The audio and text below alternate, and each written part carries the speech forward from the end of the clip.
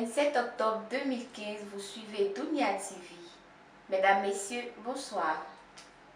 Selon les premiers résultats passés de la Commission électorale indépendante, le président sortant Alassane Ouattara arrive largement en tête dans plusieurs localités. Il est suivi du candidat du FPI Afin Guessan qui lui remporte seulement le vote dans la localité de Bongouanou, sa ville natale.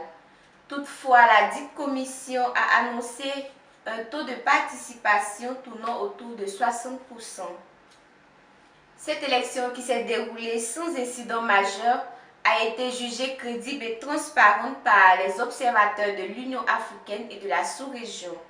On peut sans risque de nous tromper tirer cette conclusion que ça a été bien organisé, que c'était transparent, a affirmé Aminata Traoré, chef de mission d'observation de l'Union africaine. L'ancien président nigérien Olusegun Obasanjo, qui conduisait une délégation de la CEDEAO, s'est lui aussi déclaré satisfait de ces élections qui vont refléter la volonté du peuple de Côte d'Ivoire. Les États-Unis, dans un communiqué de leur ambassade en Côte d'Ivoire, ont félicité les élections estimées transparentes et crédibles. Ils espèrent que les résultats du premier tour qui seront annoncés soient acceptés par tous. Dans un reportage de la RTI, M. Soumaïla Bakayoko, chef d'état-major, fait un bilan du processus électoral au plan sécuritaire. Suivez. Ce sont 34 350 hommes de la police nationale, de la gendarmerie nationale, des forces républicaines de Côte d'Ivoire et de la force de l'opération des Nations Unies qui ont participé à l'opération Aube Nouvelle, la sécurisation de la présidentielle 2015. Le dispositif est basé sur 3 phases. La phase avant le scrutin qui a consisté à la sécurisation de la commission électorale indépendante et des candidats déclarés.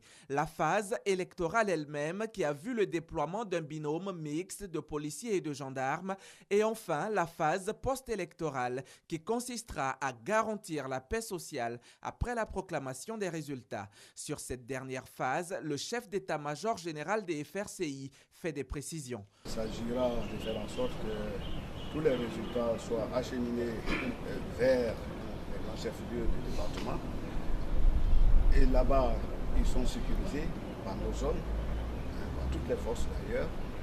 Puis c'est un transport qui sera fait par les airs avec le concours justement de l'ONECI. On verra des aéronefs récupérer les résultats.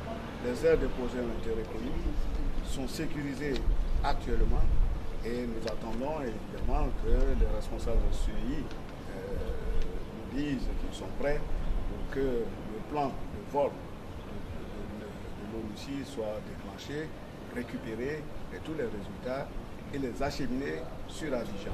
Arrivé à Abidjan à l'aéroport, vous verrez la police et la gendarmerie encore en train de sécuriser ce matériel, ces résultats, vers la CEI et vers la Cour constitutionnelle. L'opération Aube Nouvelle a été annoncée par le général Soumaïla Bakayoko le 7 octobre dernier. Les forces ivoiriennes et l'ONUCI sont à pied d'œuvre pour mener à bien cette opération sur l'ensemble du territoire national. Selon le centre opérationnel interarmé, l'opération Aube Nouvelle se déroule sans incident majeur et les forces de défense et de sécurité sont disposées à sécuriser l'ensemble du processus électoral jusqu'à sa phase finale. Hors de nos frontières, référendum constitutionnel au Congo. Le projet de la nouvelle constitution permettant au président Denis Sassou Nguesso de se représenter en 2016 a été adopté à plus de 92%. Le président Denis Sassou Nguesso a maintenant le champ libre pour se représenter aux élections prochaines du Congo. La diplomatie française est de plus en plus isolée sur le dossier syrien. Après avoir joué les premiers rôles aux côtés des États-Unis et s'être démarqué sur le conflit syrien, Paris, qui a perdu de son influence sur ce dossier, organise ce mardi une réunion autour des principaux partenaires régionaux en l'absence de la Russie et de l'Iran, soit les 2 parrains du régime syrien. Un séisme de magnitude 7,5 a secoué ce lundi 26 octobre l'Afghanistan, l'Inde et le Pakistan. Selon l'Institut américain de géologie, l'épicentre a été localisé dans le nord de l'Afghanistan. Bilan provisoire, 215 morts et 950 personnes blessées. C'est tout pour ce flash d'information. Merci de nous avoir suivis et restez connectés sur Dunia TV.